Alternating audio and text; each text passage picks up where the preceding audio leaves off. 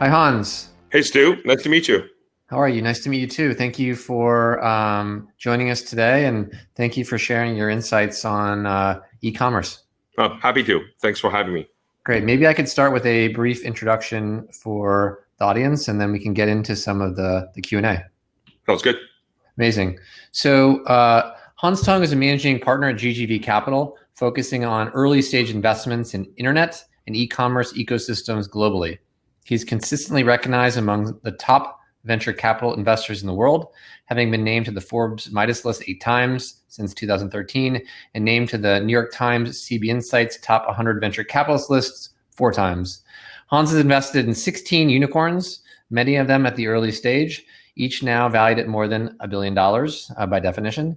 Affirm, Airbnb, ByteDance, who you know from TikTok earlier in our conference, Poshmark, Slack, Wish, Xiaomi, and more. Hans is also the co-host of the popular podcast Evolving for the Next Billion, focuses on entrepreneurship in the US, Asia, and Latin America. Hans will be sharing with us today his insights into how e-commerce is evolving globally, including the consumer behaviors that are taking off in different regions and why. A great example of which is live stream commerce, a trend that many startups here at the conference are centered around. Hans, thank you again for joining us. I think the audience, who consists of digital e-commerce brand marketing executives at many of the world's leading brands and retailers, are excited to hear your perspective. So thanks again for being here. Well, thank you for having me again. I appreciate that. What are you guys doing? It makes a lot of sense. Yeah, thank you. So we're here introducing the world's leading companies to the tools and platforms from TikTok through Roadie that can help them better reach and sell to consumers today. Obviously, e-commerce is a topical issue for many of these companies and perhaps for all companies that sell a product or even a service. Right. We've all seen the numbers. E-com has spiked, and while it's not evenly distributed, grocery outperforming luxury as an example. By a lot, yes. The learnings might be. So Yeah. what are 2 or 3 things that brands and retailers should understand about the new e-commerce environment? What are 2, 3 things we can learn from the current environment? Yeah. I think one thing is that the mass market will always surprise you. You mentioned luxury. It's very easy to look at the iPhone model, come up with something that's super premium, something that's extremely beautiful, charge a lot of money for it, have the brand power, and then maybe over time we do something for a mass market. Mass market is more afterthought. Right. The traditional textbook in MBA, business school that we learn is you're supposed to come up with something that's going to be at the high end, and you can always go down as a brand over time. Right. Well, that makes a lot of sense. Being a market that's not that global, it doesn't make as much sense in 2020. You look at companies such as Shopify or Wish or Etsy, they're powering a lot of mass market creators to come up with new products and new brands that thrive on their platform.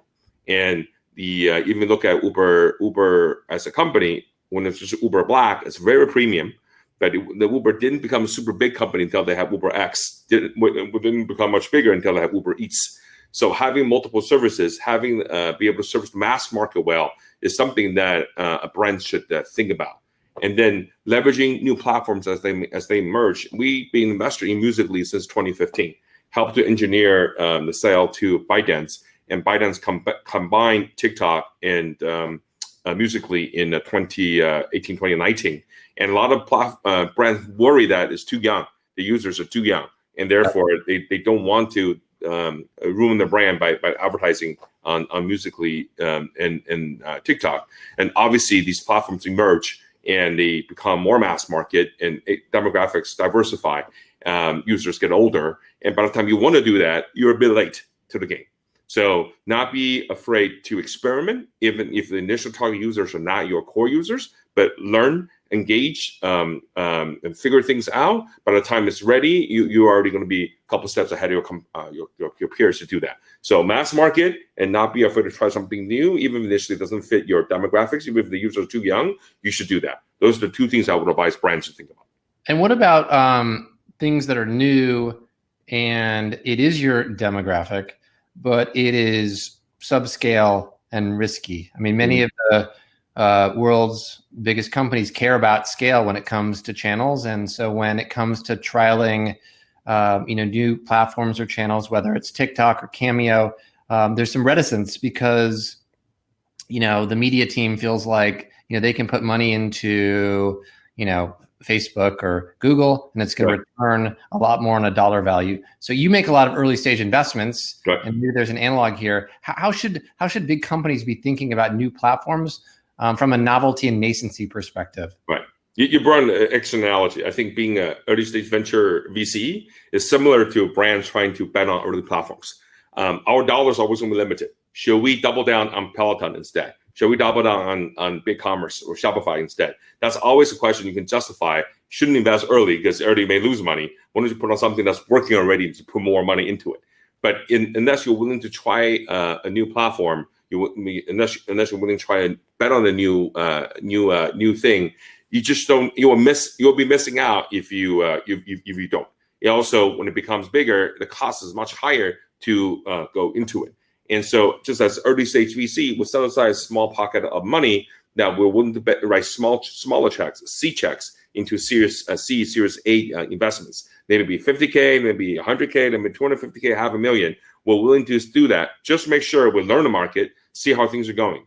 By being investor in early stage companies, we get more signals earlier than others would. And I would argue the same apply for brands who do that as well. Even though your marketing budget is X, take 1/10 of that, 1/20th of that, 1% of that, and experiment on different platforms and just see what you're learning from these early user behavior. And that may help you to form your own thesis about how well Facebook and Google are performing as well.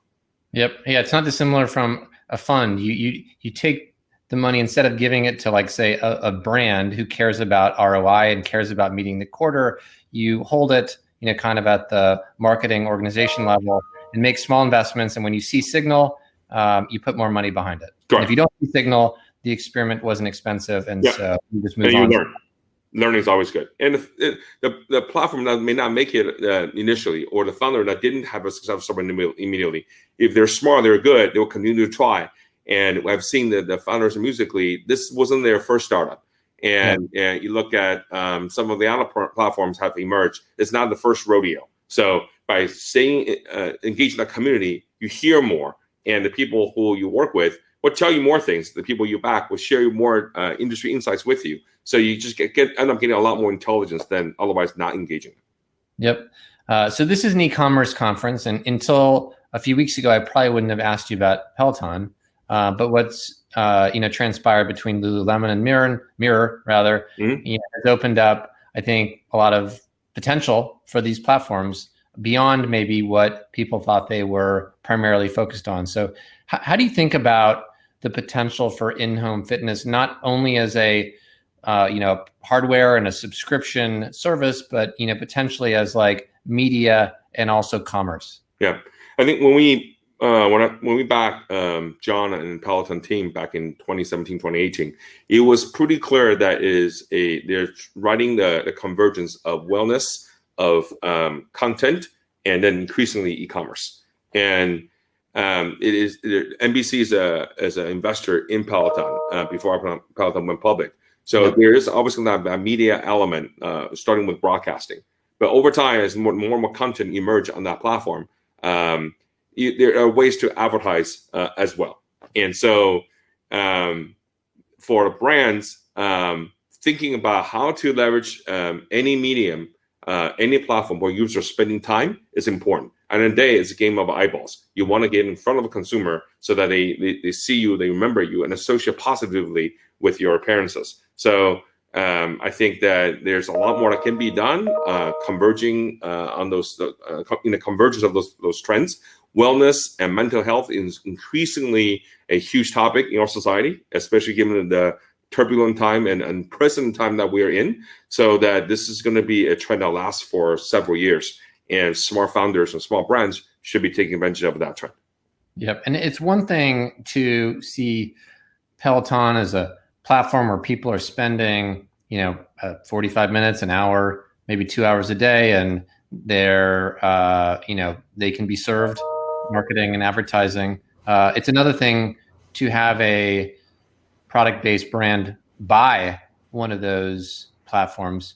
Not to speculate on an investment you didn't make, but what could be the potential of someone like Lululemon owning a mirror? What are they thinking beyond just reaching that audience? Yeah, obviously I don't have any insider information here, so I'd be sort of guessing like you would be. I think for Lululemon, it's such a powerful brand, and the overlap in the audience, the people who, the target users who use Mirror and buy Lululemon are so strong that Lululemon's is, I think of it, is almost of the next, potentially the ambitions becomes from the next Nike for their target audience. And so if you want to be an even more powerful brand and be expanding into different things, Nike did an amazing job with professional athletes and sports in a way that was just unimaginable before. And I think, can Lululemon crack wellness in a way that Nike cracked the code for sports? It is definitely a worthy attempt to do so. And over time, what is the division between product and services? Why do we have to keep them separate? Why couldn't they be under one roof or under one brand? There's definitely some room for imagination. Got it. Let's talk a little bit about China. A number of companies presenting at this conference are, China-based. Alibaba. We mentioned TikTok earlier. Everyone here is aware that China's e-commerce market is significantly bigger than anywhere else in the rest of the world. It's more advanced. Consumers are buying in much different ways than they do here, and we look to China as the future to some extent. First question, and this is pretty open-ended question: why is that? Right. And the second question is, what can we learn from that? Right. I think that I remember the first time I went to Japan in 2008, 2009 timeframe, and I was staring at the subway map of Tokyo, and Tokyo has almost 40 million people that take high-speed rail going to the city every day just to work in Tokyo. About 9 million people rides the subways inside the Tokyo city. And it's just fascinating to see how everything's at your fingertips. Convenience stores everywhere, vending machines everywhere. And every station you go inside, the second level in the basement, B2 is always a supermarket, and B1 is where you see a lot of brands, and there's always a mall on the second floor, starting on the second floor and go up before it hits the office tower, office buildings. And when I saw that, it dawned on me that given the population density in Japan, that's what China will be like 10 years from now. Except that everything will be in the cloud because it's everything driven by mobile internet already in China. You start to see the early signs of that. And then fast forward to today, you go to Shanghai, you go to Beijing, any of the top tier 1, tier 2 cities, everything you can order food, anything to be delivered at your fingertips within 30 minutes. Everywhere you go, there's a subway station. And it doesn't have as many stores inside the station as Japan does, but you start to see convenience stores everywhere as well. And you go into Hema supermarket, and the Alibaba owns, everything is shoppable on a smartphone app, and the food are delivered to your house. So within the 3 to 5 mile radius, you can order everything in the store within 30 minutes. It will be delivered to your house. So you don't have to take anything with you. You can walk out the store without carrying anything. And having a high speed rail, have a subway station network, having everything to be dense. You have tall buildings, a lot of people living in it. So delivery can be more efficient, not going to house to house. In 1 hour, Uber Eats may do 2 deliveries, at best 3, but most likely 2. In China, because everything is so densely populated and urbanized, you can deliver 4, 5, 6 orders in 1 hour. So the amount of efficiency that it generates, it is Japan magnified. So you were asking me in the U.S., because we're so spread out, the population density is only 1/5 of China, and so it is not going to be as easy to try those things. Yet at the same time, you look what Uber has done. They didn't just sit idly with ride sharing. They didn't just try to buy Lime or expand into micromobility, but they spent a lot of effort and time doing Uber Eats. And Uber Eats is growing much faster than ride sharing, even before COVID-19. So you start seeing some of the American companies trying to do that, offer multiple services under one roof, and it just makes it much easier for the consumer to be able to have more services at their fingertips in a very integrated fashion. Yeah, we actually spoke to that earlier with regards to Instacart and why potentially they've been taking share from Amazon and Walmart, because consumers can access like their entire network of partners. And so if someone is out of stock, which is a big issue today, another person may not be. Right.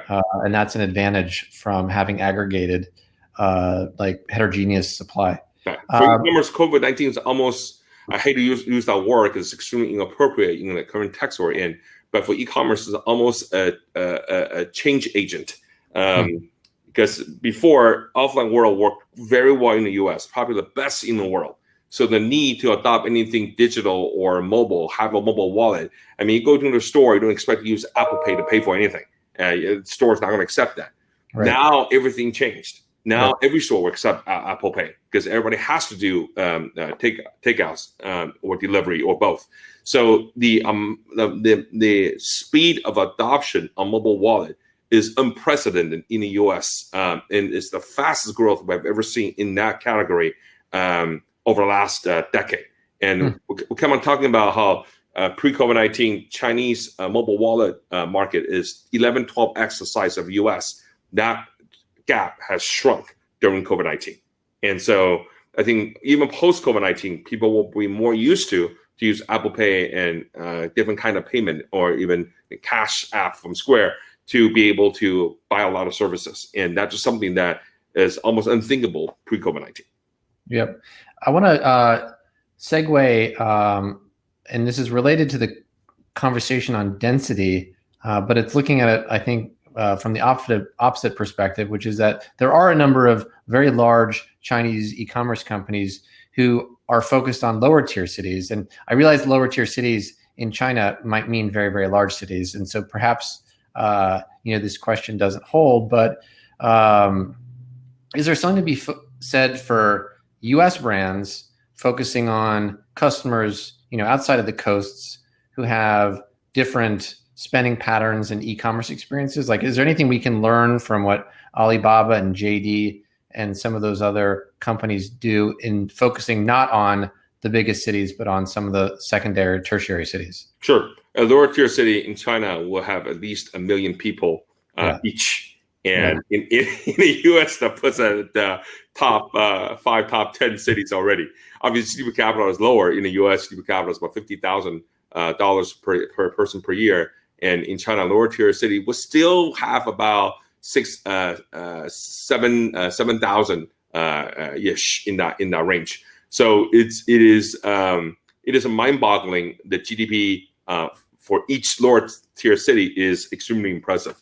Yeah. Having said that, we're an investor in a company like Wish that has been growing fast even during COVID-19, and most of their users are bottom half of the pyramid. Most of the neighborhoods that generate a lot of revenue for Wish platform are cities that are much smaller and more far out in the US. And if you look at that, the overlap of users or by geography between a Wish and any of the dollar stores is actually super high.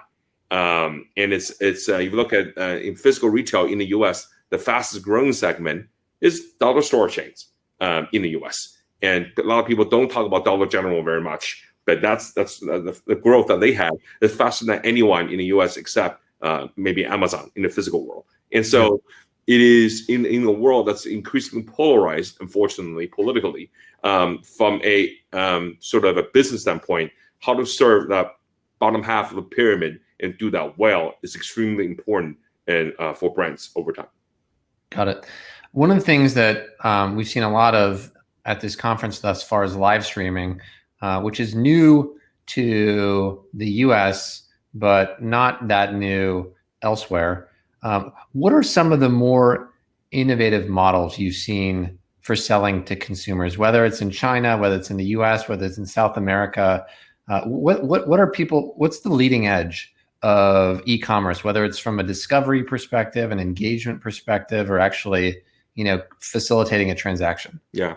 I think what we're seeing is that for countries that are urbanized, increasingly extremely densely populated, like China, you do see group purchase quite a bit. Groupon kind of innovated that over a decade ago, but it kind of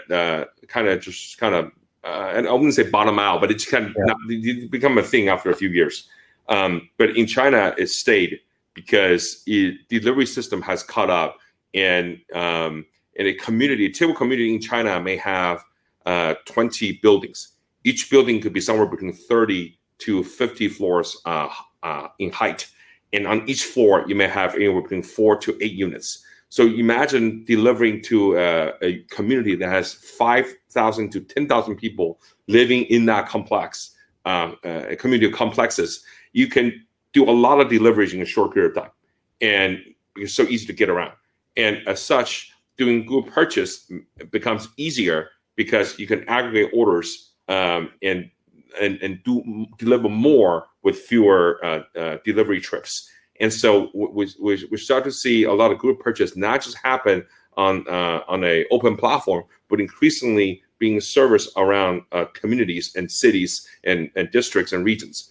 And when you see that happen, it just makes it easier for everyone in the value chain. It's easier for supplier. It's easy for delivery company. It's easy for a consumer as well. And it's easy for a social platform that's benefiting from that because the traffic becomes more and more monetizable. And on top of that, you add live streaming, you add gamification, you add entertainment. Then the shopping experience becomes like a game you're playing. You may not want to play a hardcore game, but participating in the shopping spree, group purchases is kind of fun. And if you want to get an offline experience, you go to a Hema store, you go to your Yonghui store, you go to these stores to experience convenience, look up all the information through the app of any product you're buying, the story behind it. You press it button, order it, and it will be delivered to your home in the next 30 minutes to an hour. So it is the whole experience becomes fun and convenient, and you don't have to choose one versus the other anymore. Yeah, and then so is density then the kind of the asset that allows these companies to be successful? Because it provides a foundation for them to give themselves a chance to do that. India is densely populated, has urbanized to that degree. So what we're seeing in countries like India or Latin America is that they see a lot of B2B happening. How do you help the convenience stores and the street stores to become more efficient? So how can you be the Shopify for them so that over time you can help them to aggregate their demand so that the delivery to these places are going to be easier? So I think over the next 5 years, you'll see other emerging markets that maybe not as urbanized as China has done in the last 30 years, end up going B2B first to lay the foundation for B2C to happen on top of a layer in the following 5-year period. So if you can think of things in 5-year periods, you can kind of anticipate what kind of needs to happen infrastructure-wise, development-wise, before something like what we're seeing in the US and China can happen at that scale. So that makes investing a lot more fun, almost like it's playing a game of Risk or some kind of Animal Crossing is almost like a country building or society building. And that makes the job much more intellectually stimulating and interesting.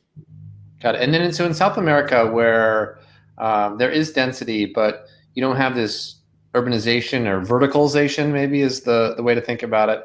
You talked a little bit about B2B as where most of the focus is. Definitely a lot of delivery companies we've seen, Rappi and Rappi or Logi or Frubana. So seeing that happening, and these founders are smart. They learn extremely quickly, extremely ambitious.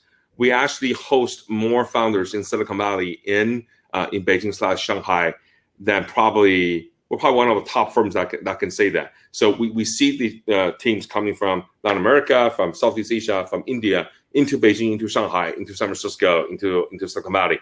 And the amount of learning that they get and the amount of information they exchange is quite interesting, powerful. So while the world is extremely increasingly more political, the ideas and the sharing is extremely global, and it's fun to see that. And even as we doubled down on New York following Peloton and made almost 30 investments in the last 3 years, it's just very interesting to see New York emerging as a place to for new brands to emerge, also new platforms to emerge, and also see new tools happening. Most of the SMB tech customers are located in the tri-state area. That concentration of customers is highest than anywhere else in the U.S. So you will start to see more enterprise companies or commerce enabling companies being started in New York. And we want to see more of that in more cities around the U.S. Yeah, and so, historically, entrepreneurship has been driven by network effects. It's, I think, what has allowed Silicon Valley to emerge as one center, at least, of emerging technology and startup innovation. You're seeing investments. You're making investments globally, New York, Latin America, various cities in China and beyond. What does that say about kind of the network effects of entrepreneurship in the future? Are they not geographic based, but leveraging some other connections? Do they no longer exist? And kind of relatedly, given at least in the short term, what companies like Facebook and Google are allowing from a distributed work perspective, does that facilitate like more entrepreneurship outside of the Valley, outside of New York, places like Pittsburgh or, any city? Right. One of the secrets that nobody ever talk about is that a lot of e-commerce founders in China kind of grew up as a seller on eBay cross-border network, because they learn how commerce work in a complex situation and gain appreciation the importance of having set up the right rules and manage a marketplace well. And so this is why I love the work that marketplaces are doing, like Etsy, like Shopify. The more that you get sellers on it and learn how to build a brand or learn how to help the marketplace become more efficient over time, it actually creates a generation of potential founders who can go on build bigger things and spur more innovations. And you need to have one or two anchor companies in a city to really start that local innovation. Can you imagine Seattle not having an Amazon or a Microsoft? It would be a very different city. You're benefiting from having the Etsy's, MongoDB, and Datadog of the world, and Plaid, and all these companies that are emerging and Mirror and doing well, because that will make it a lot easier for the next generation of founders to emerge as VP, director, senior manager in some of these successful startups. And what we saw in China is that in a span of 15-year period, just between 2005 to now, we saw 4 generations of founders already riding different waves of tech boom in China. And you need that kind of cycle, have a successful company that breeds next generation of founders from coming out of these successful companies to make the network more and more powerful over time. So I think in the next decade, I'm hoping that as people work from home and there are more people who don't live in the big cities anymore, they can take that knowledge and leverage AWS, leverage Google Cloud to build new business that sits on top of that. And we're extremely bullish on enterprise or commerce enabling enterprise companies, because they can help to build next generation of services that's needed by these marketplaces and sellers on these marketplaces. Each of these marketplaces have millions, if not tens of millions of suppliers and sellers. And the amount of impact and amount of services needed over the next 10 years is going to be super exciting. Awesome. Hans, we're out of time. Maybe last question very quickly. Anything we didn't, of course there is.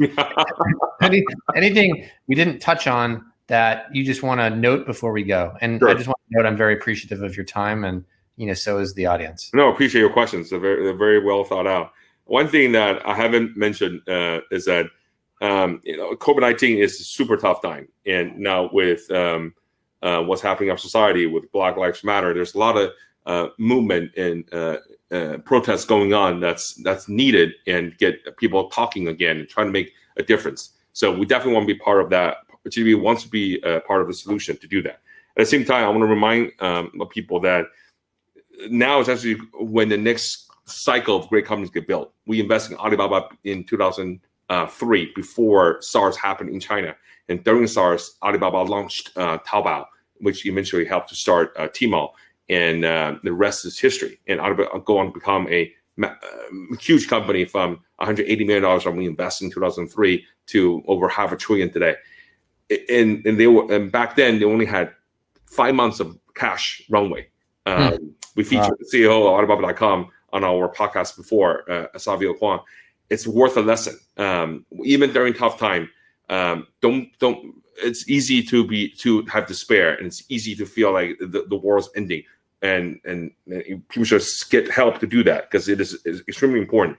At the same time, the best founders find a way to make it work, and we're seeing that in our portfolio and others' portfolio. So we are cautiously optimistic that next 10 years will be better because of the toughness that we went through in the last few months and 4 months to come. Yeah, these are real constraints. Hans, thank you very much. Very much appreciate your time and thoughts. Wish I could spend another half an hour or more, mining your brain. But this was great, and I very much appreciate your time. Thank you for your time as well. Thank you very much for your time.